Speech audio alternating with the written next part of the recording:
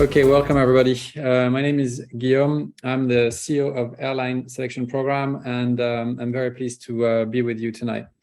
So we are going to be discussing what brings us together today, which is the Aer Lingus selection and how to best approach it and how to succeed mostly. So if you're here, I would think for that either you've come here willingly or someone's brought you here. And for the most of you, it's because you've got an Aer Lingus selection. So a little word about me and about the company, just so you know who you're talking to. My name is Guillaume. I'm a former Boeing 777 captain. I'm French. I did my flight training in France. So just a quick one. Can you guys hear me just before I get going into huge? Can you please, Sasha or someone, just let me know whether you can hear me? Okay, and I'm going to continue. Yeah, so I did my flight training in France, and I became, I did my theory in 2001. So a period very similar to COVID at the end of the day, and I struggled. I struggled quite a lot before I got my first job. Got my first job on a Fokker 100 in England, and then after that, I had my big breakthrough, and I made it into British Airways mainline. So I was working out of Heathrow, and did around 4.5 years on the 320, and then I evolved and went on the 777. And I wanted an earlier upgrade, so I went to the Middle East. I won't say which airline, but I think all of you know which one it is. And I ended up there in Dubai, and so I flew the 777 again as a first officer for around 4.5 years, and I did another 4.5 years as a captain, which was a great experience, and I learned quite a lot. You know, this multicultural environment was very interesting. Also, the operation out of the Middle East is much more diverse than it is based out of Europe, because you do a lot of ultra long haul flights, 14-hour, even 17-hour flights all the way to New Zealand. When you go to Japan, you fly over the Himalayas with a heavy 777. When you go to Seattle or California, you fly over the North Pole. All these things you tend not to do when you're based out of Europe, where if you fly for 14 hours, you will most likely land somewhere in an ocean and not on a piece of land. So, and typically you would fly transatlantic. So, but it was very interesting from an operational point of view, as well as from a human point of view, because it was a very multicultural environment. So I flew with people from probably 100 countries, and even more in the cabin, and also as ground staff. So where I was working, CRM was absolutely paramount, and recruitment had to match that.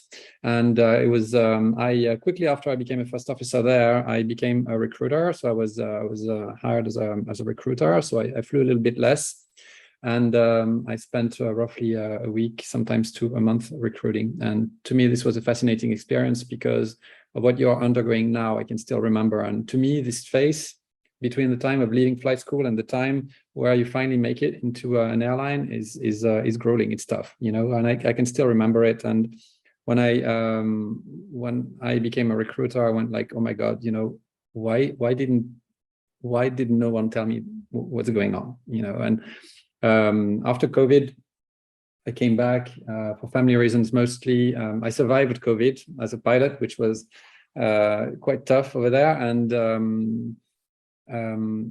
then I set out during COVID. I set out to create a program that could teach young and not so young pilots to succeed at selections and understand what's going on. When you understand what's going on, when you understand the expectation, it's just so much easier. And I don't think it's fair or ethical that for the first time in your career, when you're actually right there, when the finish line is right there, that you are going to be evaluated without having been trained.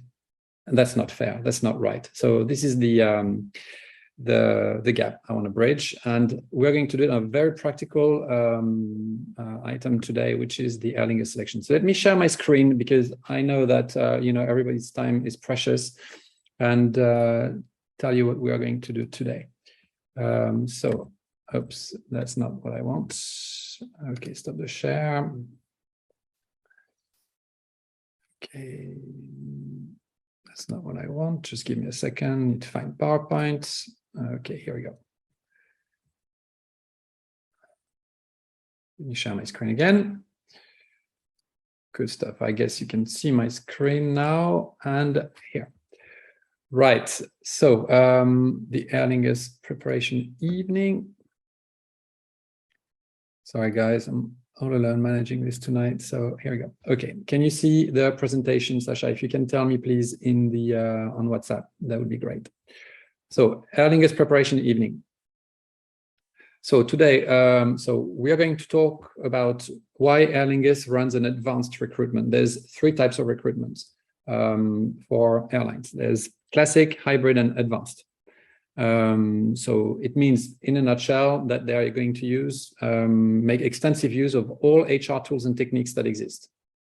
The personality questionnaire, the one that you had to fill if you already went through the first phase, basically if you're in the selection, is absolutely key. We're going to discuss how the recruiter actually works, what they do when they are recruiting you.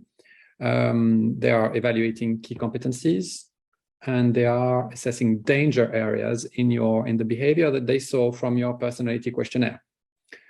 So they're going to use this personality questionnaire, and we'll discuss later how we are licensed on one of the biggest personality questionnaires that exists, and this is how we help. But anyway, it's important for you to understand what they are doing in the first place.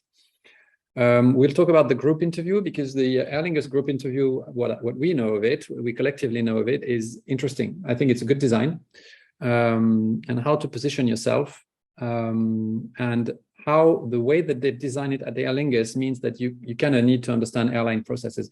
And this is where one of the areas where the problem starts. How can you understand airline processes if you are fresh out of flight school and you've never been in an airline? So they are expecting that you've got some sort of divine way of knowing things. And well, this is what you can do, is speak to a lot of pilots, an awful lot of pilots, or you can come to a course like the one we have, where we try in a short amount of time to teach you this. But it's quite important that you're able to already speak their language. We'll cover some of that this evening as much as we can. We'll talk about the SIM assessment, because the HR bit's very nice, of course, and it's usually the end of it, but the SIM assessment is key. If you go in the SIM and you make a mess of it, it's not going to work for them.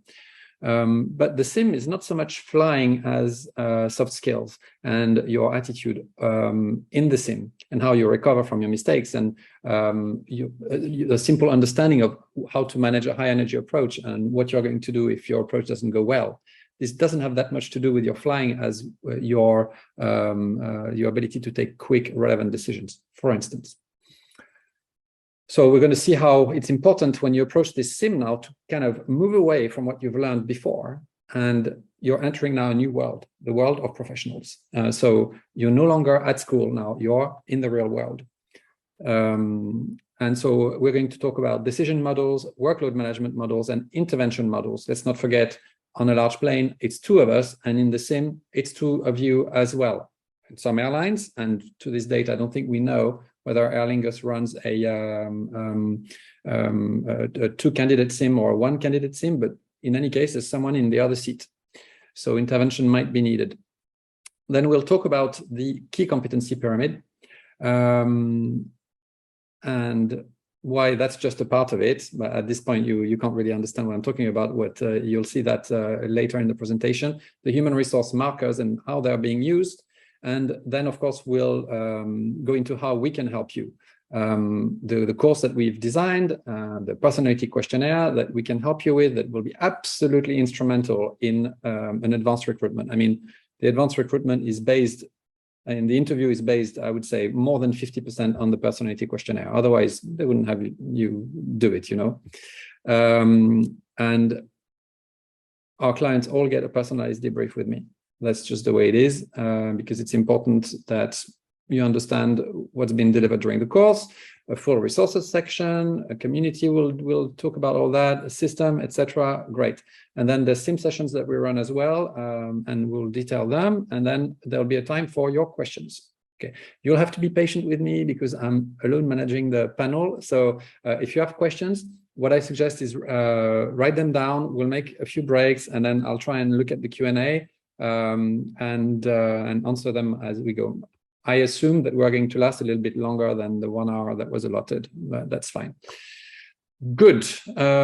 So let's dive in and talk about the advanced recruitment. So, like we said, the advanced recruitment, it's typical of legacy airlines or airlines that have been there for an extended period of time, have HR departments that have recruitment departments. So these recruitment departments have HR professionals that went to university and studied HR models, and when they get hired, they offer the company their skills, and they go like, you need personality questionnaires, you need a work psychologist to decode it, and then there's going to be a debate between that and the operations or the chief pilot that said, yeah, but we want them to behave in this way, and then the HR people will say, yeah, well, we don't have a way to evaluate this, but we can sort of find a way to tune the personality questionnaire so that we meet the objective. So they will use as much as they can of these personality questionnaires and all other tools and techniques that they have.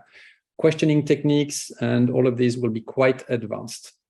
You will find that your recruiter will be very friendly. They always are, and they always should be. They are friendly for two reasons. And if you read my ebook, you know that they are friendly because they know that it's a stressful time for you, because recruiters are usually friendly by nature. You've got to like humans if you do this. And one collateral with the fact that they want to put you at ease is that they know that you will feel comfortable, especially towards the end, and you might say all the stuff they want you to say, and some of this you shouldn't say. Okay, so it's a quite interesting thing to decode, the advanced interview. Now, I much prefer the advanced interview to the classic interview. Why? Because the advanced interview is fair. It's fair. The recruiter is not trying to build a gut feeling. It's trying to evaluate you on facts. And that's fair, and that's good. Right, so we said the personality questionnaire is key, and they try and evaluate you on facts. And what facts do they have, apart from the personality questionnaire? It's your past. Classic interviews ask questions in the future. As people who are not trained in interview techniques always ask questions in the future. If you were faced with this, what would you do? If the captain says this, what are you going to say? In the future, it's easy to invent anything. You just have rehearsed most of these questions. There's no basis for truth on it, okay? But if you ask questions in the past, say, tell us a time when you were faced with a difficult captain and how you reacted, then provided that the way that you answer is compelling enough and makes the recruiter feel that it was all true, then they will consider that it's evidence. And they're going to think, well, if this person behaved like that yesterday, chances are they're going to behave like this tomorrow. On that basis, we feel that the risk of recruiting them is low. Another thing to mention, I think I'm going to approach this on the next slide. Yeah, how the recruiter works. So the recruiter is evaluating key competencies. So he's got, so the HR specialist, the HR director or the team, they have defined a matrix, pyramid, a sheet, whatever it is, with a list of key competencies. Okay, we've managed to evaluate around 14. We've got 17, sorry, we've got 9 on one sheet and 8 on another, depending on how you look at it. Anyway, the recruiter is tasked to tick these competencies and make sure the pilot has displayed evidence, has given evidence of having displayed them in a recent past. So your job as a candidate is to help them. And how can you help them? By being prepared and by having a structured preparation. So if within the time they've got with you, within the 1 hour they've got at the interview, if it's difficult to interview you, why could it be difficult? Because you're holding back, because you're stressed, or because you haven't prepared and you can't give them the examples they're looking for. Well, the interview is going to end, and then unfortunately the recruiter will go, I could not evaluate the risk, I could not complete my task, and then they'll go, okay, fine, we're not hiring this person. So it's important for you to understand that they're trying to tick those boxes. Okay. Conversely, if you are very well organized and you tick all the boxes in the space of 3 or 4 smartly selected examples that cover several examples, several competencies, you might leave the interview. I would close an interview at 25 minutes if I had all I need. Why linger on the, why should we let the interview linger on? Okay, there's no reason. And the risk, if your interview is long, you'll speak more and you'll get more exhausted and you'll get more and more comfortable, and you might say, and it's very common towards the end, that's where the candidate says the thing they should not have said. So we want to be there in the shortest amount of time and have the most relevant examples ready. So the recruiter is evaluating key competencies. So he's got tools like the ones I've just showed here on the right. So he's trying to tick those boxes. He's trying to tick areas of the pyramid or areas of the rectangle that you see, and understand one thing as well. The recruiter really is evaluating risk. Just like you, when you will be a captain, you're evaluating the risk on your flight. You know, risk of taking little fuel, the risk of the weather, or the operational risks. The recruiter's worst nightmare is that something happens with you on the line, whether it's on the line, you're involved in some sort of incident or whatever, or you have developed a behavioral issue, which means you end up taking some manager's attention a little bit too much. His worst nightmare is that the management will come back to the recruitment file and go like, how did you recruit this person? Tell us. And then everything's filed. And so he will look and say, no, this person gave me evidence that they behave like this and like that. And then the manager will go, okay, that's fine. This person either tricked the selection or became like this after, and we couldn't see it when we took the snapshot.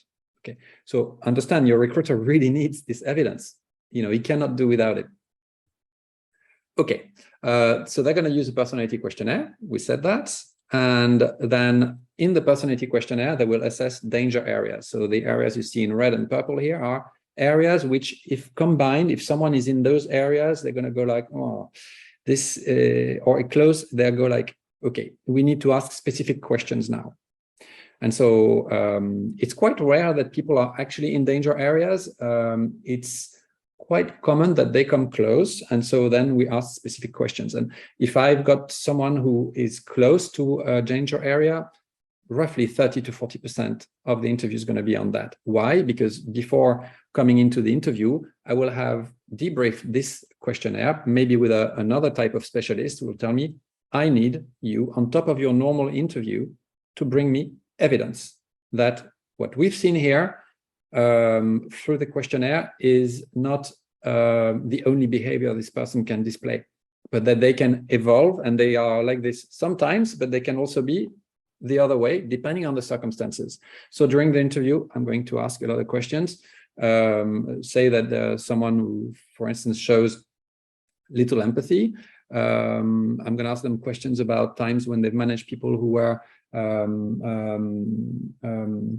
who had emotions about a certain situation. Something happened in the cabin, someone cried. Tell us how you manage that. Or someone who shows a lot of empathy, I'm going to ask them, well, tell us a time when you had to make a difficult decision and an unpopular decision, for instance.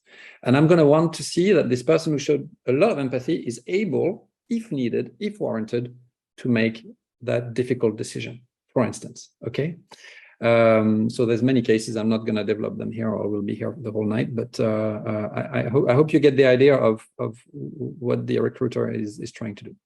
Now let's go to the group interview. So here we're talking about Aer Lingus. So again, just coming here, this is very close. I'm pretty sure it's very, very close to what Aer Lingus is going to do. I'm pretty sure. Okay, maybe not using these tools, but very, very similar tools. The group interview again at Aer Lingus. So just like anywhere else, the goal throughout, and I need you to understand this, is many people go into the group interview with the wrong attitude. It's not often that there are really issues at the group interview, but just a second.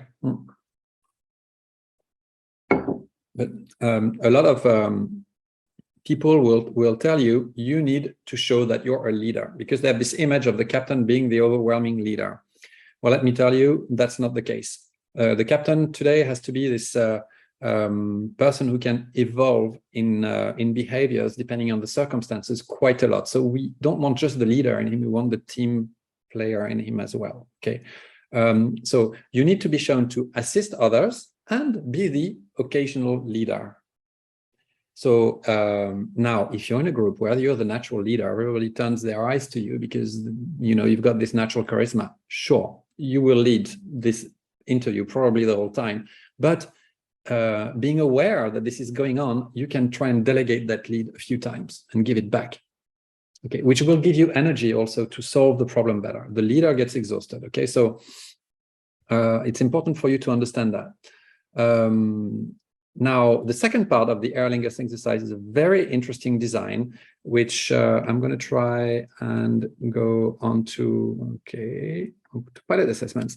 Oh yeah, by the way, I wanted to do a little poll here. I don't know if I'll manage. I don't know if I'll manage. Let me get out of just a second. You've got me back here now. I was supposed to have a helping hand, but it didn't work out technically. So I'm going to launch a poll here, which you can please reply to. It's just so I get to know you better, and that's it. Okay, I hope it worked. Good stuff. Now, back to screen share and pilot assessments. Okay, so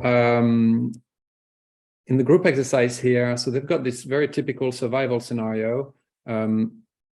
Please be aware, this is not exactly the scenario you're going to get. You could get anything else, okay? You could get very different scenarios. Different types of scenarios are, so you could have scenarios like this with, you land on the moon and you can only take 4 people into the shuttle that's going to bring you back, and they've all got objects and they've all got personalities, and you've got a ship that's crashed, and then same sort of stuff, it's going to sink. There'll be a little bit of a calculation to do because of the number of canoes and this sort of stuff. Okay, it could also be like a murder mystery. Well, everybody's got their cards and cannot share them, but you have to speak them. But there's a whiteboard, and you could go and write on the whiteboard. You could have a puzzle, a physical puzzle, all of these things. So just don't think it's going to be this one. Okay. Then what's interesting is you've got the second one, which they call the panel discussion, and this is also. Do you see my screen? Yes, you see my screen. Yes. Yes, Sasha, can you tell me on WhatsApp, please? Yeah, I'm sure you can see my screen. I guess in the Q&A. Yes, yeah, thank you, Ryan. Good, so the panel discussion is basically the first group interview will end, and then 3 minutes later, they will start the panel. Just so you know, in HR terms, panel and group interview, it's a synonym, it's the same thing. They call this panel group assessment center. It's like, okay. So the panel discussion exercise usually takes place in a group, okay. And so it's going to be a discussion. How could you as a captain behind the doors of a closed cockpit contribute to the customer service of Aer Lingus? I mean, that's just such a tough question to ask. What's the biggest difference between Aer Lingus, Ryanair, and British Airways as an employer? That's a very tough question to ask. What action should you take when the captain won't wake up? Yeah. What commercial actions could you take to make a flight economical? Okay, economically, I would think more interesting for Aer Lingus. Okay, so this means you need to have not only a thorough understanding of the industry, that's for the second question here, you need to have an understanding of airline operations. So we can bring this to you, but failing that, you're just going to need to try and find someone who works there or who works for an airline and show them these questions so they can develop another airline pilot who's experienced. They can develop this for you, because replying to this on your own, it's going to be quite tough. But I find that it's a great exercise. It's a fair exercise, because at the end of the day, you should be projecting yourself in your career and should have done so for a while, except that that's not how it works, because you've been busy getting your licenses. So good. Yeah, continue jotting down your questions, and if you want, we can talk about that a little bit later. And actually, maybe we could take a first question break now. Let me just finish Yeah, so the big plus, understanding CRM models and airline processes, for sure. Good. Yes, let's take a first break. I'm going to take a look at the Q&As. If there's any Q&As, I will answer now. Okay, so last one I've got is from Sasha at 8:26.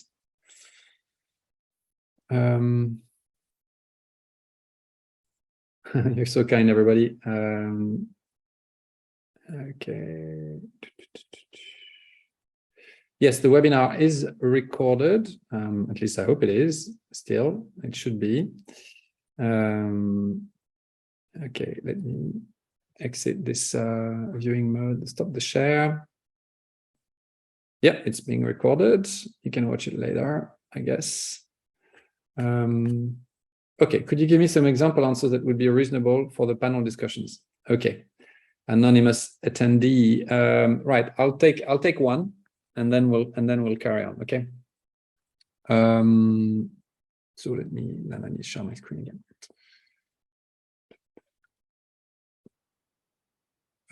Okay, how could you, as the captain behind the doors of a closed cockpit, contribute to the customer service of Aer Lingus? Okay, well, let's assume that the cockpit's not closed during pre-flight. You know, customer service is a chain. It's a chain, and you're always being perceived by the weakest link. So obviously, it starts with the experience that a client will get when they book their ticket. It continues with the way they're welcomed at the airport by the gate staff. It continues with the fact that the plane will be on time, and then continues again with the way they are served on the plane. So the way they're served on the plane will very much depend on the atmosphere that has been set by the captain. Okay, if the captain set a good atmosphere, it's likely the service will go better. That's one. And then it continues with the plane actually going on time. We mentioned this before. As a captain, if you manage your workload well, you could recover a situation where the plane was going to go late by getting the plane to go on time or as close to as possible, whilst still maintaining safety at the highest possible level. So that's that. And then you could continue by talking about efficient decision making. In cases there are decisions to make, that you make efficient decisions that are put safety first, while still remaining efficient and trying to arrive as close as possible to schedule. Of course, you can talk about being aware of customer comfort and trying to find suitable flight levels, being professional on the public address and making good, relevant PAs, not just grabbing the interphone and speaking in it, but maybe thinking before speaking, and things like that. You know, checking the weather before telling them that it's you know, there's going to be no cloud, that maybe it's going to be Kavok, but there's going to be some cloud, and you can't. Let's just say that, you know, it's going to be a good enough day with some clouds, instead of saying that it's bright sunshine and you arrive in Stockholm and it's Kavok at 5,000 feet ceiling. You know what? You know, being professional. This sort of stuff. Okay, that last one wasn't so good, but I think you got from the rest of what I was saying that to answer this question, you need to have been an airline pilot or to have spoken to a lot of airline pilots. Okay, I hope this answer was satisfactory to you. Good. Anything else at this stage? Okay, so Sasha is asking, do you think there is a possibility that Aer Lingus will hire a low experience directly from flight school, in regards that their fleet isn't the largest and there are so many applicants with much more experience? I think that if you are on the application, it means that they are interested. So you need to now make a good impression. And anyway, that's the only thing that you can do. But yes, I think so, definitely. You know, the advantage of being inexperienced is that you are moldable. You are more flexible. You are very keen and motivated. So yes, I definitely think so. Yes. A more experienced pilot will be judged with a bit more harshly. You know, you expect more from a more experienced pilot, and you will not forgive unwanted CRM behaviors quite as much. No, I think definitely I mean, airlines have been recruiting cadets for years. So yeah. Lorenzo, in the panel discussion, for example, in the second question, how can I answer? I've never been employed in an airline company. All right, I will answer this. And I've got another one. Do you know, have people have been offered assessment dates at Dublin this current? No, I don't know. I don't work for Aer Lingus, just to be clear. So I don't know. You will find all this in at pilot assessments in the forum, and also you can go on our Discord. I guess, Sasha, can you post, or can you send me, or can I post? Can I post maybe in the chat? Yeah, you know what? There's the chat. I can post the Discord link. I need to go and find it. It won't take long. Okay, if you go on this link, you'll be connected to our Discord, where you can have discussions together after the meeting. Okay, good stuff. So now back to this question. Lorenzo, it's a valid question. My answer is research. So you need to do more research, basically. So let me just show you. Okay. What's the biggest difference between Aer Lingus, Ryanair, and British Airways as an employer? So now, it's a very tricky question. Why? Because you cannot, at an interview, be negative. Oh, well, Ryanair is a low-cost airline. There's been problems with this, problems with that. Oh, well, British Airways, it's too long to get your upgrade. Or no, you need to remain on a positive plane the whole time. Okay, so I would say, well, the biggest difference, honestly, they're all very different. You know, British Airways is a large legacy airline. Aer Lingus is a more human-sized legacy airline, and Ryanair is the new kid on the block that's disrupted aviation, and that's a very interesting company as well. The biggest difference, you know, is, I would say the biggest difference is the attitude that I bring, you know, and how I make the best out of every day. I like all three. Obviously, I'm here in front of you today because I like your airline. Otherwise, I wouldn't have applied. I think it's exciting that you've got this history, blah, blah, blah. And then I would go on with all my research that I will have done to tell them how much I love them. Yeah, that's how I would answer, if that makes any sense. Okay. Follow-up questions. Oh my God. Is there a ratio of experienced to low experienced pilots that the company is targeting in the hiring process?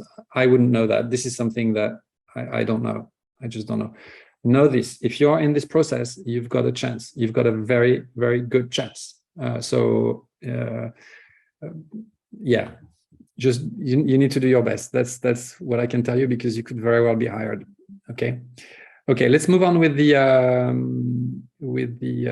presentation, because we've still got a lot to cover. Okay, so SIM assessment. So I called it the SIM assessment and the big picture. Yeah, because we need to focus on the big picture. I mentioned this in the beginning. Transitioning from detailed to professional flying, you know, we're not going to start to count drifts and angles with much detail here. That's really not the idea at all. For instance, you're going to be expecting to know how to prevent and how to monitor the energy of your aircraft. Am I too high? Yes or no? I'm at 10,000 feet.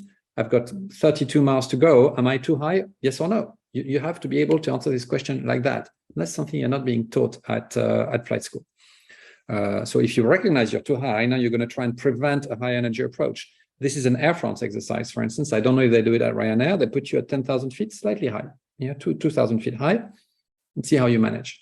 You know, there's ways that you can recognize it is a good start, and then do something about it. Descend with a higher rate of descent with a speed brake, or ask for delaying vectors, or ask to fly a circuit the opposite way. There's many ways, but you need to recognize it. Then, if you are in a high energy approach, refusing further vectors that would make it an even more high energy approach, because that's what I would do during a selection. Someone's high, they don't do enough, and I'm going to cut them further short. I'm going to be an assertive controller and say, no, you need to turn right to do this. Come a point, you need to say, no, I can't. You know, it's not going to work. So this sort of stuff. you need to learn. Stabilization criteria. What's the stabilization criteria, and how do I work around it? Are there exceptions? And how do I do if I'm not stable below 1,000 feet? Okay, the answer is 90% of the time, even more. You know, it's not a promising situation you would go around. Okay, but stabilization criteria, if you know it well, there's some exceptions that you can use. But essentially, what you don't want to do is you're unstable, you know it, and you continue. You know, the one reason, quickly, if your stabilization criteria is not met, the only reason why you would continue is if there was a greater risk in not continuing, typically if you're short of fuel or if you're on fire, typically. Okay, but you need to know those though. Okay, when I mean short of fuel, I mean really short of fuel, like inside final reserve. Okay, so there's many cases like this. Effective decision models. So it's about what's a good decision, and I don't have time to elaborate on this right now, but it's quite important to understand that, because often at the interview, in the sim and in the interview, they will put you in front of captain's decisions that are not optimal, and they're going to ask you what you're going to do. And you need to be able to break the decision down and tell them, well, that decision wasn't good enough because of this, and so I'm not happy. And they'll go like, oh, are you happy for us to go and talk to the chief pilot and say how that you know, this is legal and you don't want to do it? So yeah, I'm quite happy because of this, because of that. They expect that from you. Workload management models. It's what you do when you've got too much to do, and you're going to go like, well, this should not happen. Well, it happens at every flight. Every pre-flight is busy, so you need to know how to manage. Do I really need to do everything? Can I delegate things to someone else? Can I delay this, hoping that it will sort itself out? All of these techniques, and organizing your work in chunks and blocks, and making little lists and stuff like that, are techniques that are useful in the sim and to discuss as well at the interview. Then finally, the intervention model. This one is absolutely critical at the interview. It's absolutely critical that you can, if you're paired up with another pilot and the other pilot does not perform well, what I mean is it's starting to get unsafe and you're not comfortable, you have to say so and you have to do something about it. Probably the examiner will say, okay, I notice your objection, let him fly, and then that's fine, you've done your job. But remember this. There's a pilot flying, and in the old days, it was a pilot not flying. It's not the case anymore. It's a pilot monitoring. As a pilot flying, you make a mistake, you will be held accountable. As a pilot monitoring, you will be held accountable more if you said nothing. Okay, so this you need to understand, and you need to understand how to do it, you know, to have the right behavior, you know, so in the sim. And also to break down your flights for the recruiter. And so you need to also have a pre-thought schematics that you can combine together. For instance, it's unstable, but we're short of fuel. How unstable are we? Can I still land this plane safely? Yes or no? Okay, finish. I get an engine failure at 500 feet. Do I go around? Yes or no? Well, in this case, I will. In that case, I won't. You need to have this in your mind already, so that you as a captain, you cannot afford to be surprised very often. Okay, you need to have thought of pretty much everything. I normally say when you're on your Cessna 172, you've got like 10 schematics. When you're at a flight school, maybe 20, 25, short haul plane, 50, 60, long haul plane, roughly 100 schematics that you can just pull out and exercise. Good. So this is what we've done so far. And we're going to talk now about the key competency pyramid. I'm just going to go and see if there's any Q&As. Yes, the recording of the link shared doesn't work. Okay. Thank you, dear friend. Sasha, can you please post the link to Discord, please? I don't know why this doesn't work. Okay, he will post it in my WhatsApp in a second. I will repost it. Thank you very much.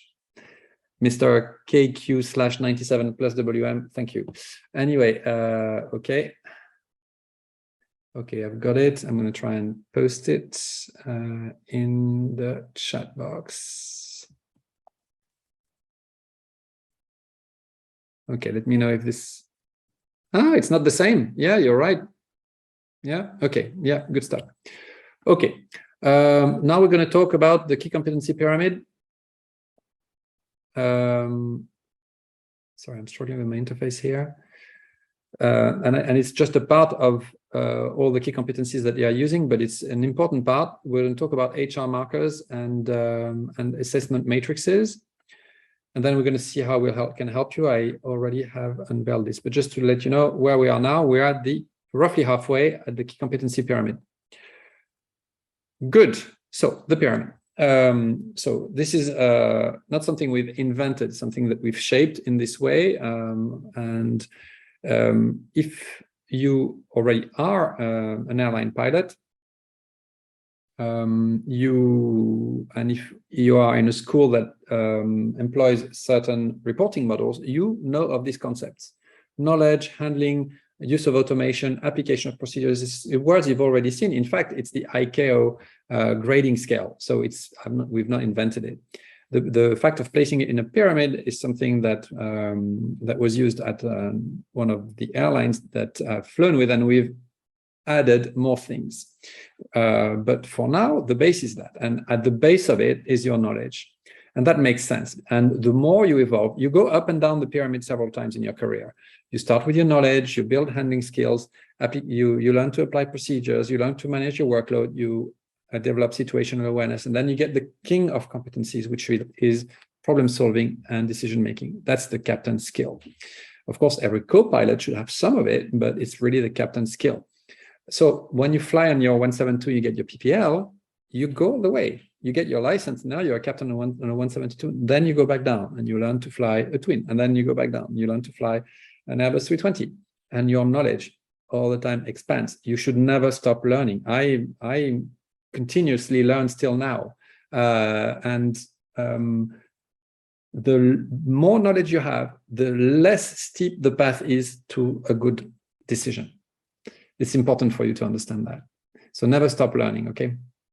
And there's many ways you can learn. You can learn technical, you can learn on human behaviors. There's just continue learning always.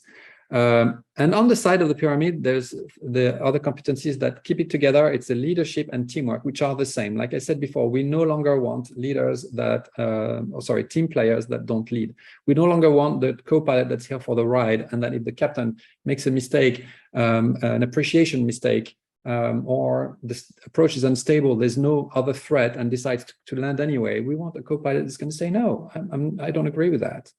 And that's going to take over at the end of the day. That's the expectation. So the airline will want to evaluate that for sure. And then there's a communication. The number one element of communication being, of course, the vector of it, which is language, which I'm sorry to break the news to you if you're not an English native speaker, but the number one reason people fail airline selections is none of what I've talked about now for 44 minutes. It's English. So if you don't have a comfortable level 5, you need to work on your English to improve your chances, okay? I assume that if you're at the Aer Lingus selection at the moment, you are fine with your English, but okay. So now we can improve this pyramid. This pyramid is being used, and as you're being assessed, so if there's a tech assessment or an ATPL assessment, it will evaluate your knowledge. Then the sim will evaluate the sort of bottom part of the pyramid, including your handling, and the group and the final interview will evaluate the top of the pyramid. And I'm going fast because otherwise we'll never finish, but we'll get back to these stages of the selection and where they apply on the pyramid. But there's 3 more layers you need to know.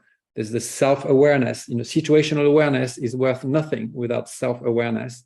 So you need to develop that, this sort of meta-attention where you go like, I'm realizing that the situation is not getting better. I've got this awareness, or I'm aware that I'm in this situation and I know that this is not my strong point. That's a good thing to know, that you might need someone's help to solve a problem or to deal with the situation. It's always the same. I'm a CRM instructor as well. It's conscience of the situation, conscience of oneself. If you've got these, you close the safety envelope very well, usually. Then there's resilience. Resilience is, you know about this, resilience is about being able to recover from a tough spot. And you need that as a pilot. You will fight until the end. and that will be true during the selection. So the beginning of your sim doesn't go as planned, that's fine, you fight until the end. You didn't do a good job, that's fine, you try and do a good job as a monitoring pilot. Okay, the guy you're flying with, the girl you're flying with, they're not nice and they misperformed and made your life hell for 30 minutes or 1 hour, that's fine. You're going to try and do your best when it's your turn. Be resilient. And then it's discipline, turning up on time, ironing your shirts, watching the weather report the day before, stuff like that. Different, that is, to application of procedures. Discipline is non-negotiable. Application of procedures is something you learn. Good stuff. I like to show it in 3D because it's beautiful. Okay, so there we go. Now, this is where we place ourselves on the as a recruiter. This is really what we're trying to evaluate. And so it will not come as a surprise to you that leadership and teamwork, application of procedures, workload management, situational awareness, problem solving, decision-making, communication will be very, very high on the list of key competencies that they're going to try to evaluate. When I said that the recruiter was trying to evaluate key competencies. Okay. I hope that this is helpful. Quick look at the Q&As. Yeah. Okay, so you told us that the personality question test was very important indeed. What about the first step of the assessment? We had a personality questionnaire and a lot of psychotechnic exercise. Is the personality test in this part crucial? They put a note on it. I hope my question is clear. Yes, the personality questionnaire is absolutely key. We will detail it in a second. It's different to the psychometric, completely different. The psychometric gauges your ability to achieve a certain task within a certain time. Basically, how quick are you? It's almost a measure of your smartness, so to say. And the personality questionnaire is a measure of your soft skills. It's completely different. During the sim assessment, if you haven't been flying for an airline so far, you typically haven't developed SOPs of an airline in a jet environment, except during MCC. Do they expect you to know SOPs? No, they don't. You come with your own SOP and they will tell you during a briefing what SOPs they want you to use. Do very, very basic. As a recruiter, you have your SOP for the machine fits on a piece of A4. You are at the holding point. You just make sure a few things that are on the paper and you say, okay, the plane's ready. You can do your briefing. They will even tell you how to do the briefing. They'll tell you there's like 4 letters to remember. You do the briefing like this and then off you go. You don't have to. Of course, you need to try and have done a practice sim before. You do. I recommend to, because I mean you want to be comfortable in the environment you're going. I will come back to this. Okay. Good. Now we were. Sorry. Okay. How we can help you? Okay. So. Yeah, so we've got a complete course that covers this with an original personality questionnaire. And I'm going to show you a few things. I assume that most of you have watched the video on our e-learning. We'll detail the personality questionnaire. And when I say it's crucial, I am not mincing my words. And then there's a personal debrief, which is needed for the personality questionnaire. And also because this is not a standard e-learning course, so we cannot let people just watch it and hope they've understood. I need to make sure that you've understood, and we need to have a discussion one-to-one to make you ready. So, and then there's a resources section, a community, which apparently the link is broken, but we will send it to you because it worked this afternoon. So there's no reason why. It's just, Sasha, if you wouldn't mind letting me know, because we have something saying that Salvador is saying that the link does not work.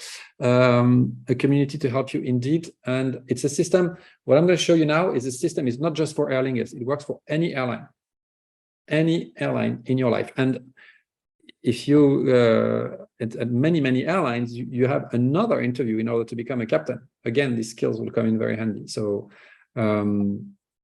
I wish I had this when I was a bit younger. And then we'll talk about sim sessions, which we organize in Cannes. So if you can come close to Nice, we'll be organizing some specific sim sessions. We are partners with several companies in Ireland.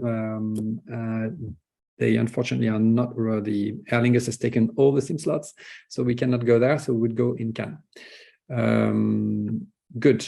And then we'll go to some more questions. So how can we help you? But let me just say, since we finished one section here, if there's any more questions. They don't expect you to know, so Corentin, they don't expect you to know SOPs, but do basic things. It's about workload management, CRM, and teamwork. Indeed. Yeah, so no SOPs. Usually they will say, follow your own SOPs, except for those we just gave you in the briefings. Now pay attention to the briefing, for sure.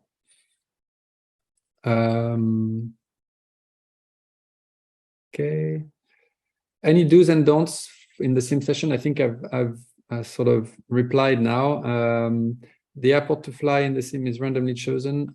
I think as soon as some of you will go, it will be updated on pilot assessments. We can't guess. I mean, it would be smart for you to study Dublin and Gatwick and Heathrow and places like that. How much time they will give us to study the airport? Enough time. Approach charts before performing in enough time, I would think. Not very much time, but the point will not be. You will need to have a good briefing. And a tip I can give you: you need to prepare to do threat-based briefings. We don't want any more of these briefings that take forever, where you're going to talk about everything you see on the chart and the altitude of the mast and all this. No, what's the threats? How we manage the threats. After that, you have to say a few things that are mandatory, but it should be a threat-based briefing. In the group assessment, what is the best technique strategy to interject in an appropriate manner when another candidate sees or thinks that they are the natural leader or maybe the loudest in the group? That's such a good question. Thank you. The best technique to interject. Well, you know, people have to catch their breath, and the leader will have to lead a conversation. Otherwise, it would be a monologue. So you're going to have to find the right time, and you're going to have to say, well, if you don't mind, I think that. If you don't mind, I think there's another way that we can look at this. Or very simply, you can say, I think that we should also consider that. But you need to, if the leader is very forceful, you need to show that you're not going to agree with everything. And if he's making a mistake, at some point you can say, I'm sorry, let's call him David. Sorry, David, I'm not comfortable with the approach that's being taken here. I think we should consider other points, together agree, and then we can move on. And because at this point, I think that we've gone too fast.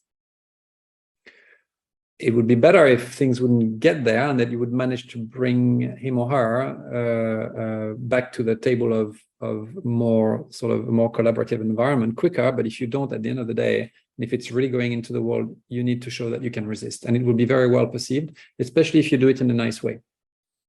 I hope I've answered your question, anonymous attendee. We do 320 or I think Aer Lingus will be a 320 sim. I'm pretty sure it will. Yeah. Okay. So now that this is set, okay. So apparently the second link is working, and okay. So I can see we still have quite many of you on the call. So we'll tell you how we can help you, and after that, we'll tell you how you can get the program, knowing that spaces are limited for the very simple reason that I cannot double myself. And I'm going to try and help as many of you as I can, or as many of you that want to be helped. So in module 1, we talk about the key competency framework. Okay, I've gone through it super fast right now, and I've given you only one half. I didn't give you the other HR part, because I cannot do this and meet the schedule. But essentially, you've got an idea, but I need to detail this for you and explain to you the matrix to show you what it looks like when they are actually grading you. This is super instructive, and it really helps you to understand that as soon as you enter the building and you enter in an exercise, you're being graded, and how it works, and that in fact, you are not really allowed to have a weak grade. You cannot have a grade below a certain minimum. And so this I will explain to you. Basically, if you're weak in one area, it's not compensated by you being great in another area. You need to be at least good in everything, and hopefully a little better. I will teach you then module 2. It's about collecting company information. And as you may know, we've got research sheets that we produce. We've produced a research sheet for Aer Lingus that I think I detail a little bit later as well. That will save you a lot of time in research, and also it gives you some of the cues around the relationship, why between Aer Lingus, Ryanair, and British Airways. It's a complex relationship between these three airlines. It's important that you know this when doing your research, and we've done all this work for you. In module 3, psychometric test, this you know. Okay, you need several months to prepare. But we cover this for people who haven't done their assessments yet, because this course works for cadets as well. The SIM assessment, so we detail what we've just done now. Just so you know, there's a module for decision models, intervention models, workload management models, and for our clients who also take the SIM assessment, there's another module, technical module, that we detail just before the SIM that reinforces these models that we are discussing now as a complete system. Module 5, the group exercise and strategies for success, so an expansion of what we just discussed. Then we talk about the HR profiling, and then we talk about all the answers that you can imagine for all the interviews, all the different interview types, and the all-important experience sheet where you're going to list your experience.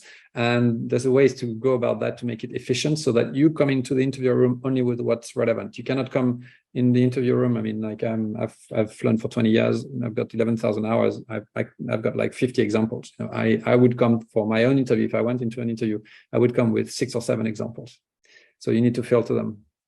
And then in module 8, we do some not simulated questions, but simulated questions, where we go through certain questions. There are typically Ryanair questions. These ones, they're very interesting, actually. Good. They're good because they get us to use all the stuff we've learned in module 4 for the sim. We use it now for the interview. So it's a complete system. It takes around 7 hours of e-learning, and the good thing is, for those who subscribe before the end of the year, it's lifetime access, because it's our year 1 of operation. So we are now teaching at very many ATOs, even at some aircraft manufacturer since last month, and the e-learning has been launched in September. And so, as a welcome offer for those who join before 31st of December, it will be lifetime access. Good. So, oh yeah, well, I had prepared this for you. This is actually one more key competency model.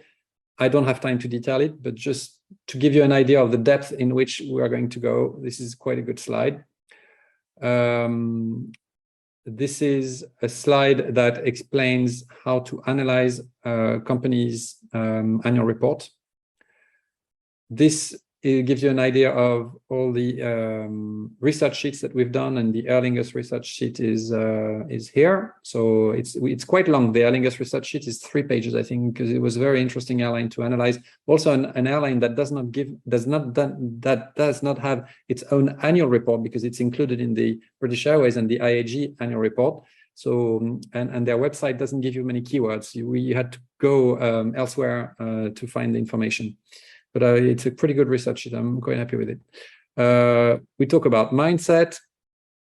The mindset, you must understand that they're not looking for a pit maverick. They're looking for this sort of 5-legged sheep. This guy who's smart, guy or girl who's smart,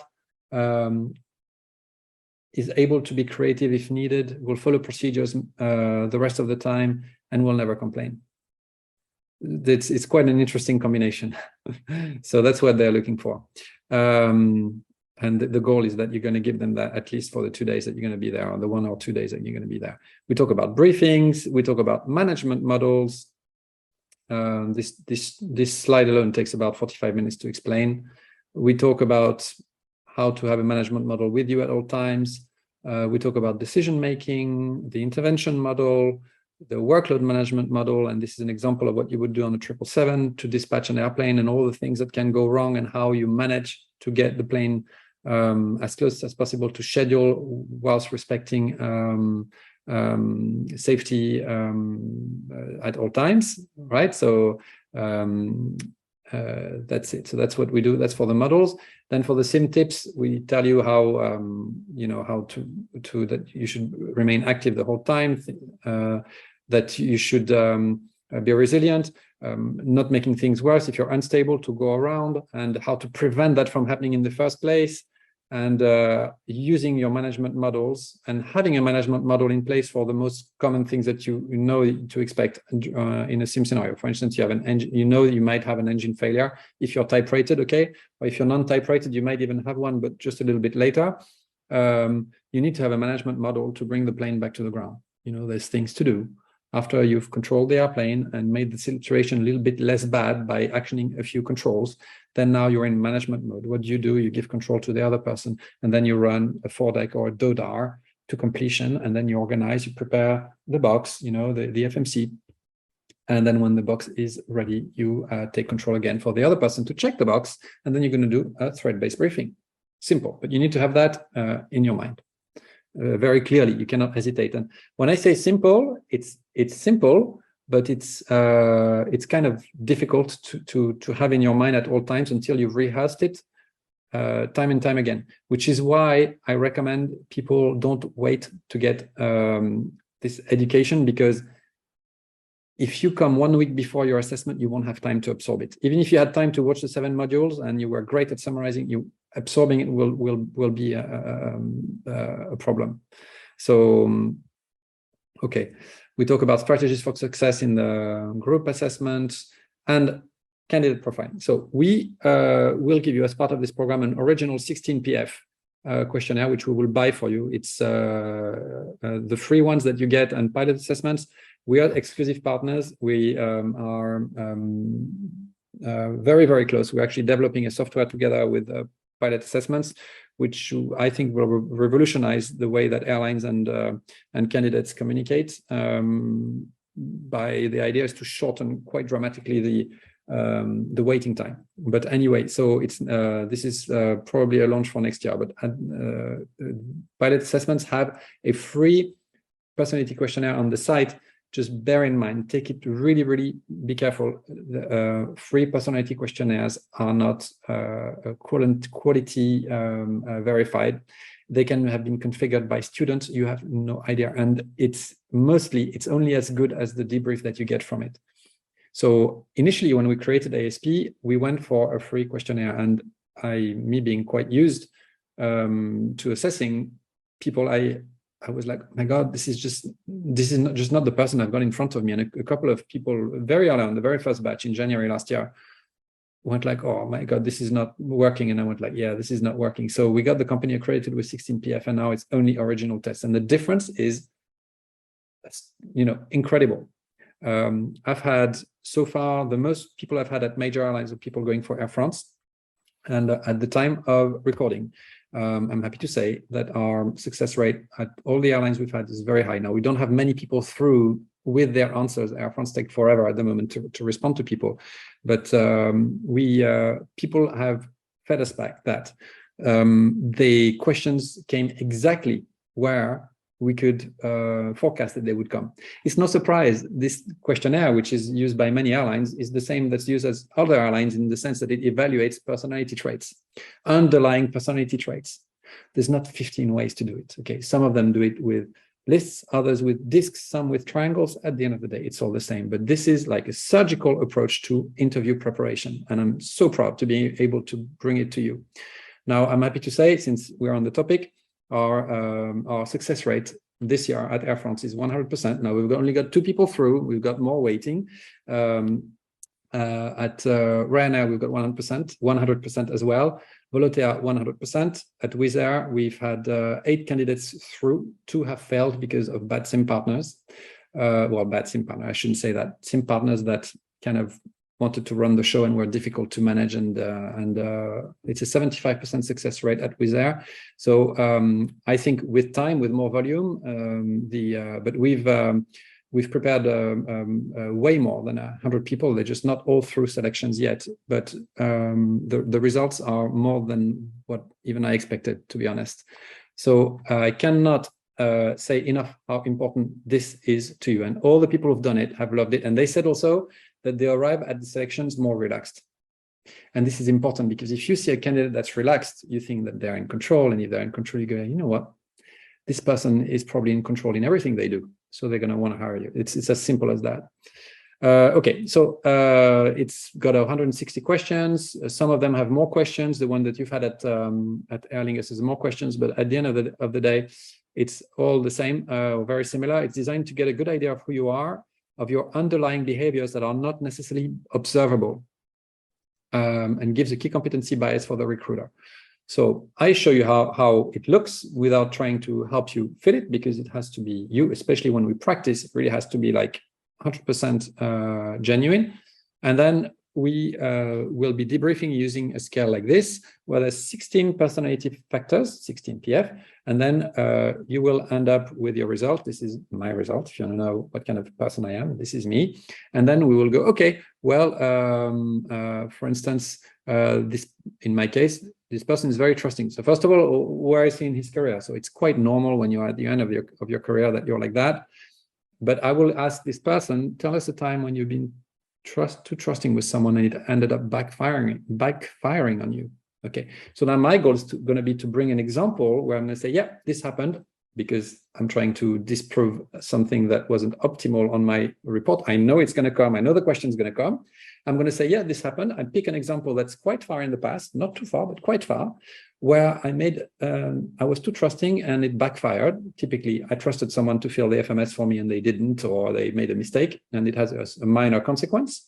How I manage it so well, and how I learn from my mistake, and how I'm so honest that I'm telling you about it. And then they go, good. This person knows that they are too trusting. They've got countermeasures, and actually I've got evidence that it worked when it did, and they've improved. Perfect. Tick the box. You see? So this is how this that looks like an area of discussion becomes a non-area of discussion. Okay? So this is how it's being used. And if you didn't know and you get this question, tell us a time where it backfired, you would be taken aback.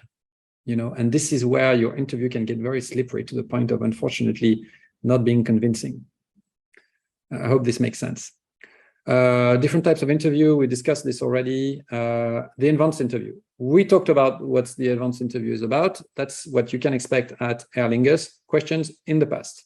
It doesn't mean you're not going to rehearse the questions in the future, because you have to be able to answer a few of them. You will prepare for the classic interview anyway, but we're going to put all of our focus, most of our focus, in the past.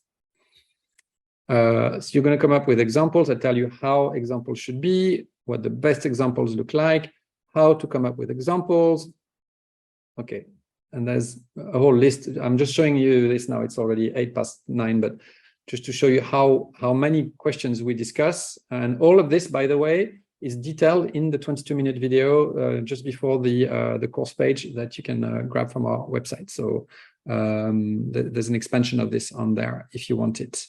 Of course, we're happy to answer any questions. And good. So then, in the end, we must have examples ready for each key competency. So altogether, there's 8. Out of the 17 that we had, there's 8 that are the core, and you have to have examples ready for those. You have to have examples for a few other things, one of them being a disagreement, and one of them being working outside of SOP. Have you worked outside of SOP to good effect when it was warranted? This is important. We don't want people who are going to die following a procedure. Okay, and at the same time, we don't want mavericks who are going to go get outside of procedure whenever they want. So you need to have relevant examples, and these are slippery ones, and you're going to want to prove that you know to set the bar in the right place. And this is what I'm here for, is to help you set that bar in the right place. Okay. Good. Am I going too fast, guys? This is your session, you know, so. Okay. Okay. I'm not seeing too much activity on the chat, but I'll catch up with it in a second. Okay, so after that, so you see, you've got all these examples that you have which can answer all of these questions, and you must have examples for a list of 1, 2, 3, 4, 5, 6, 7, 8 8 key competencies and 7 other things. So it's like 15 different items. So you're going to make an experience sheet, and this is mine. So this is my experience sheet. So you can see there's 1, 2, 3, 4, 5, 6, 7, 8, and then another 7, I think. 1, 2, 3, 4, 5, 6, 7. So each of these examples tick a certain number of boxes. And I'm going to take with me the examples that tick the most boxes. Because why? If they ask me a question about tell me about your most difficult flight, I'm going to try and pick a flight that is difficult and where I've been a great communicator, I made a great decision, I had to manage my workload. I had to employ CRM techniques. I had to work a little bit outside of SOP. Bang, bang, bang, bang, bang, 5. And the recruiter, what will he do? He'll put the check. He's going, oh my God, this is what, 10 minutes? Already 5. I only got like 3 or 4 to go. Good.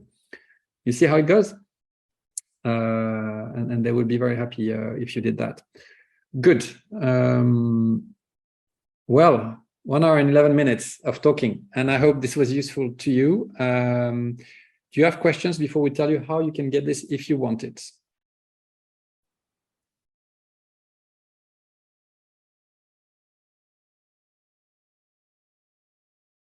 Okay, no more questions. If you have some, we're still together for a few minutes, so don't hesitate. Right, so just to summarize, you can get, so Airline Selection Program is an 8-module course. Okay, well, this is a mistake that this slide is here, forgive me.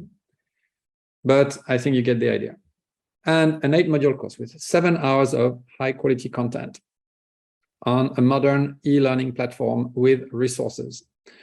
You get instant lifetime access, and it's lifetime if you join before the 31st of December. After that, the plan is it's going to go to a 1-year access, which is well enough to take notes and screenshots and what have you.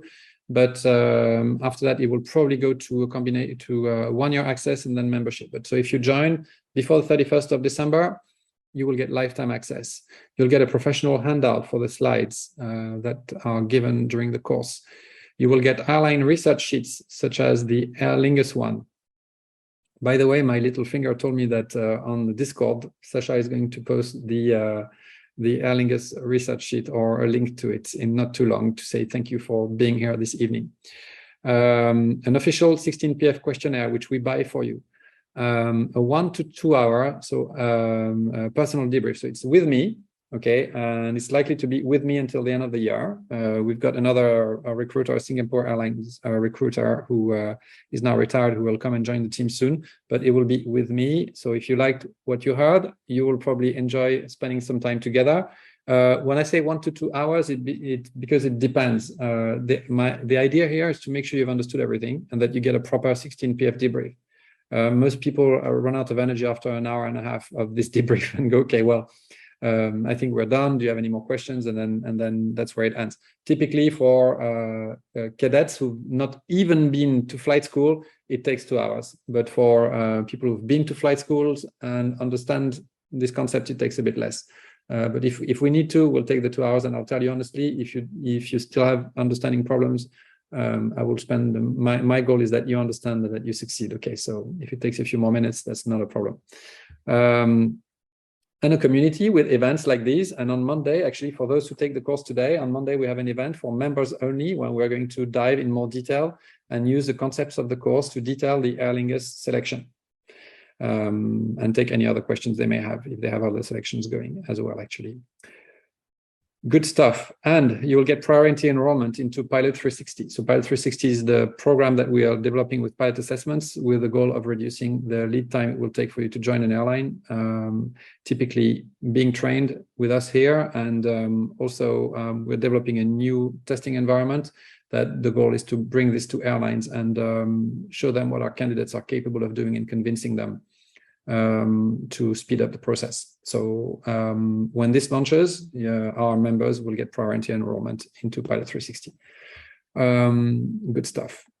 I would say it's an investment in your career, and I can tell you that if I had the opportunity when I was younger, it would have been money well spent. Anyway, so I'm not going to waste too much more time, but essentially this is what you get. I just detailed this. If non-members can still do the sim. Apart from that, for those clients who've done it at an ATO, they basically, if they want the e-learning, they'll have to pay a little bit extra. But if you're in this case, just let me know. I'm not sure there's any existing ATO clients on this call today. But anyway, for you who's looking at getting the e-learning, everything is included. Okay, so normal price is 600 euros for this, and it sells at 600 euros. The price will go up probably to 700 euros by the 1st of January, and for a 1-year only license. Until tomorrow, the price goes down to 550 euros. And the reason until tomorrow, first of all, we're not going to tell you have to buy it tonight, okay? We'd love it if you did. And it will be first come, first served. And if you order first, you will be getting be the first one to get your appointment, and that will help you mature the program. Monday we have another event for members, so we're offering this until tomorrow to give you a chance to digest the content and to give you an incentive to do so. After that, it's fine. You can still get it at 600 euros, bearing in mind that we have 50 seats only. Why 50 seats only is because there's only me. I've got an MC. I'm teaching an MCC in the first 2 weeks of December, and so I can only do 50 at the moment. And I'm going to wait to see when people start to get invited, when their actual dates are, knowing that I also want to help people in the sim with their selections. So I'm restricting this to 50. And so we had 226 people registered on this call today. So if you're interested in this program, I suggest that you take action. And Sasha, can you please give? Oh no, I have the link. I have the link somewhere, and I will post it in the thing. Just give me just a minute. Okay, and please prepare your questions. I'll try and answer as many of them as I can in a second. Good. Here we go. Back to Zoom, back to meeting. Okay. Okay. Okay. Did you see the link? Okay, this is the link. Okay. Yeah, 56 only. And you'll get the special member only session on Monday, as well as the Aer Lingus research sheet, which I think actually that Sasha is going to post in Discord in a second. And dare I say, huge bounce forward in your career. I cannot understate enough. I cannot understate enough how important it is to understand this in detail. And it is my hope that my message has come the right way, which is I'm really here to help you. And the biggest pleasure that I have is when I see someone call me, and I've had a few people who've succeeded their selections since the beginning of the year, and they told me that we had a little part to play in it. Well, that makes my day. That's the reason why I do this. Good. So I'm going to go back into the questions to see if there's any remaining questions. About dress code, yeah. So a black suit, white shirt, blue tie. Okay, a black or dark suit, a white or blue shirt, and a tie that matches, that doesn't have any funny things on it. Okay. Do you have the same type of webinar for Ryanair applications? We're considering it actually, but Ryanair, the thing is, this Aer Lingus has been a very sudden campaign, so that's why we've done this in a rush. But we will be running regular such webinars. I think it's important. Yes, the video will be available again to watch while you consider. We're going to post it on YouTube tonight, I think. Why does Aer Lingus take so long to? And then we'll just email you with the link, I guess. Sasha, if you can take a note of it, please. Why does Aer Lingus take so long to respond to our results? It's been a week now. Well, my friend, your guess is as good as mine. It's probably because well, put it this way, there were like, I think around 230 people registered here. I don't know how many seats they are offering. If someone knows, I would love to know. But I would think they got probably double what we had today on the call, at least applicants, and maybe they've got what? Maybe they've got what, 60, 80 positions. So they're just making sure that they're not inviting for interview people that they already know they're probably not going to like, because they know they're going to get enough people. So they're just making double sure. They don't want to inconvenience themselves and they don't want to inconvenience you. That's why they're taking time. No, I don't know if people received invitations to Dublin. As far as I know, nobody has.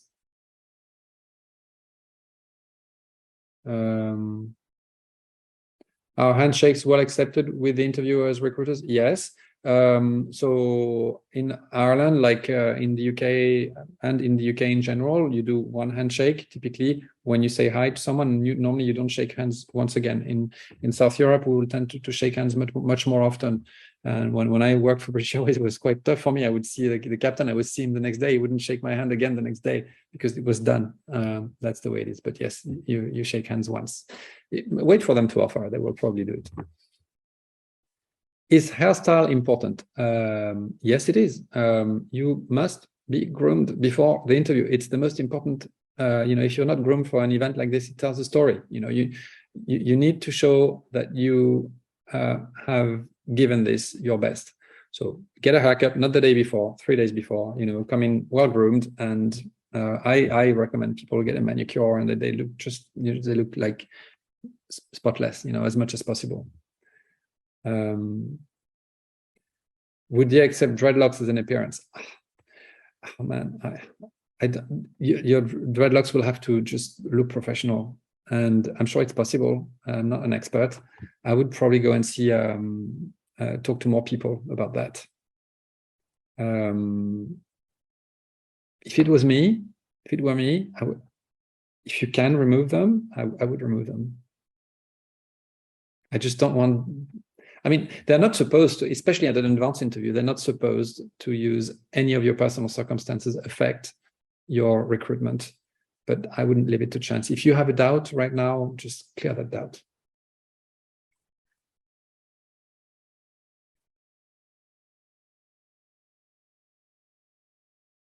Yeah, I will put the link to. Do they tell the result of the online assessment either positive? Yeah, they will tell you the result, of course. How should you act in between assessments? Well, once again, Airline Selection Programme is not just for Aer Lingus, it's for your whole career. So take this opportunity when you're hyped, when you've got this energy to study for Aer Lingus, to study for the rest of your career. I mean, I cannot understate this enough, how important it is. It's not because it's my program, it's because I also want you to succeed. And I know that if we train 50 here, I wouldn't be surprised if those 50 would probably have a much better chance of being the ones that would be chosen. That's just the way it is. It really changes things around when you understand what's going on the other side of the curtain. Okay, what? Oh, I see an old friend here.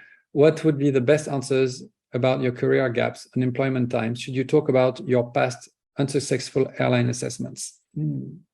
So I always say, you always put your best foot forward. Remember, you put your best foot forward, okay? And we are going to be honest so long it doesn't cost us the job. So there's a limit to what we're going to just willfully say that we don't have to say. Or, if they ask us a question straight in the eye, we reply and say the truth. But that's not volunteer information that is not going to help us achieve what we've worked months for, which is to get that job. Okay, so what I would do is I would talk about the best parts of my career. Do you think it's likely that they're gonna ask you, well, tell us a time where you failed an airline assessment? I don't think this question is going to come. What else have you done since COVID in order to get a job? You could say, well, I applied to this and that and this and that airline, and then I wasn't invited. Or you can say, I've applied to many airlines, and you have to find an answer. The fact of going there and going, oh, I went to that airline and then it didn't work out, I don't think it brings any positive at the interview. Everybody understands it's tough to get an interview at the moment.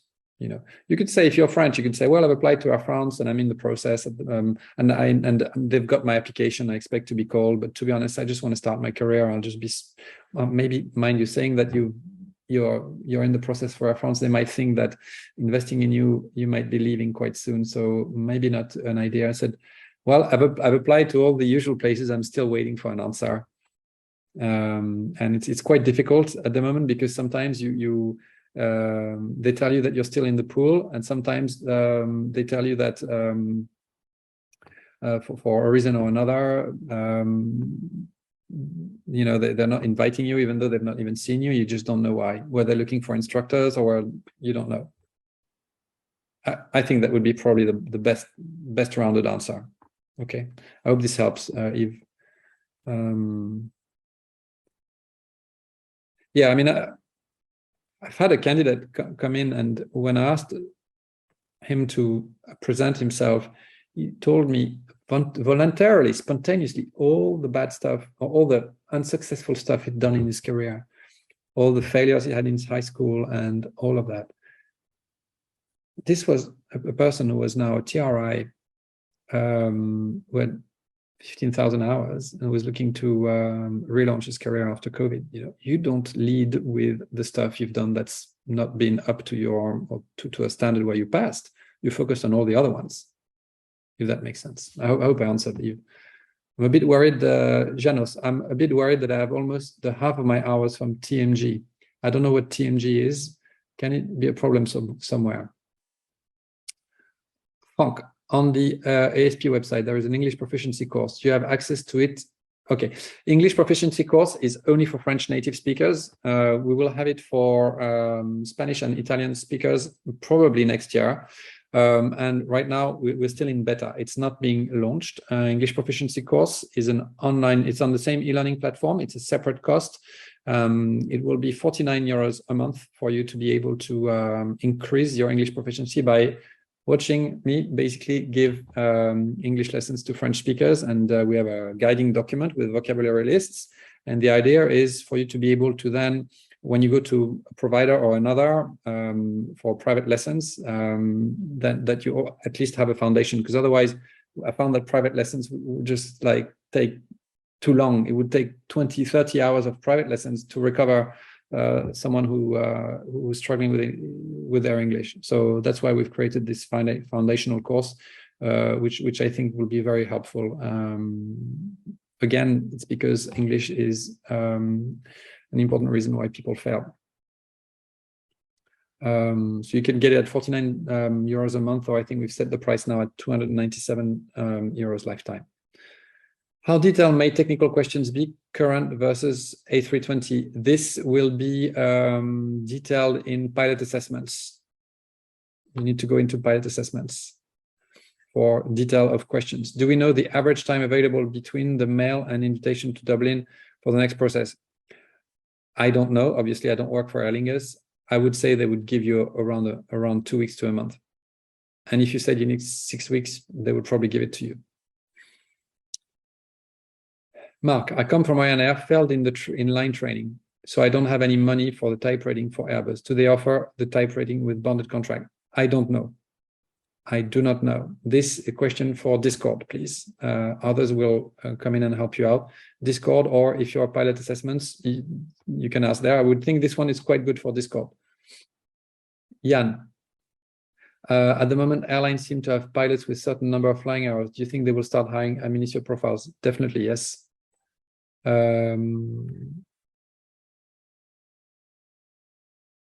Thank you, Sasha. Are they going to take into consideration that after 25 years of work in airline environment, knowledge turns into competence? I did my ATPL in 1997, for example, and I don't remember anything about a propeller. I don't think Aer Lingus will get into that level of detail, no. Again, go on to pilot assessments to see what is relevant to know. Okay. This is also why we've done the research sheets, because I've been surprised. I've asked some of my students to do some research sheets after they've done ASP, and the research sheets were not as detailed as I expected. And so now that's why we're redoing them to show you the level of detail that you need. You don't need to dive into figures like crazy. You need to get what's relevant. And of course, if you're not used to doing it, you can't guess. And that's why we're doing them to help you out. Thanos, thank you. Thank you. Thank you, Salvador. Do you have a coupon? Oh my God, I forgot the coupon. Yes, I forgot the coupon. It's AL550 is the coupon. Alpha Lima 550. I guess we're going to have to send an email about that because I forgot to say. Let me show you how it is.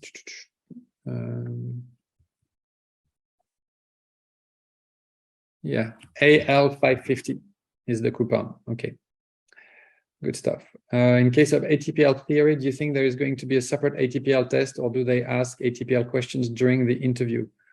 I don't think they have that at Aer Lingus. You have to look on pilot assessments. Corentin, thank you. Do you have to be fully vaccinated? I would think it's a good idea.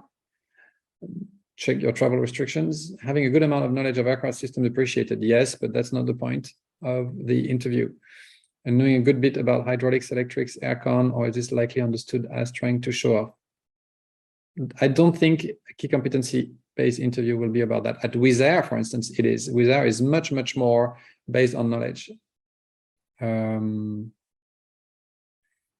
Yeah, it's a good question. It's a hard decision figuring whether to speak in detail about systems. You won't get, I don't think you'll be even given the opportunity to do that. And yes, I pilot from the UK looking for jobs. I think you have to look where you have a right to work and live. Yeah. Oh, touring motor glider. Okay, I see. Janos, sorry, Janos, can you post your whole question again, please, my friend? Yeah, no, the coupon is not ASP 550. It's Alpha Lima 550. Alpha Lima 550. Aer Lingus offer a bonded type rating, Mark. Okay, good, sweet. So that could be good for you, Mark. No, being over 40 with a no, it doesn't put you at a disadvantage. No, I don't think so. So they ask you questions, technical ones during the interview, before or after the HR questions. They go as deep as you can answer. But do not answer a question if you really have no idea.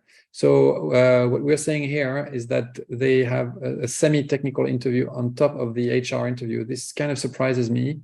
But if that's the case, I think the ATPL database that's on and the A320 database that's on pilot assessments will be a great way to rehearse. That's something pilot assessments is absolutely brilliant with. Do you think they'll hire a 40-year-old candidate? Yeah, why not? Appreciate you probably don't know specifically for Aer Lingus, but will there be a specific proportion of applicants chosen from non-type? No, I don't know. I'm so sorry. Do your best and just impress them with the way that you behave, and they will hire you. Yes, HR will make this separation, definitely. Remember, we want to hire people for what they will bring to the airline. We figure out that the knowledge we can teach, but some of the soft skills we cannot. We can teach for how to put it this way. We need to make sure there's a foundation that's suitable to teach further soft skills. We need what the big risk for us is for an airline is to recruit someone who doesn't have a good foundation for soft skills to take grip, if you see what I mean. Okay, so that's why this is more important than what you actually know, is how you go about life, how you go about things, what kind of a human being you are. That's important, more important. Okay. What charts? I don't know. This is a good question for Discord. Bit worried I have almost the half of my hours from TNG. Okay, yeah, thank you, Janos. Can be a problem somewhere. No, I don't think that's a problem. It's you probably had some interesting flights in your TNG. You probably had some flights and stuff and some decisions to make. So you can tap into that, I think. No, I don't think it's a problem.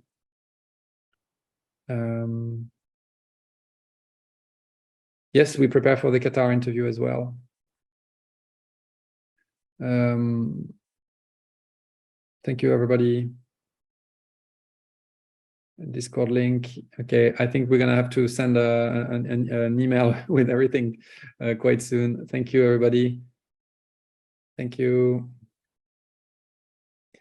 I'm a former cabin crew member at Ryanair, but they denied me after sending me an application as a cadet. Do you maybe know if they don't take people back? You have to look at their requirements. I don't know. But they denied me after sending my application as a cadet. You have to write to them. This is difficult for me to answer. Okay. Thank you, everybody.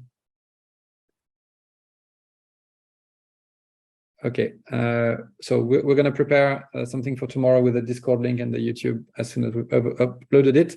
I'm going to close this video now, unless anyone else has any more questions.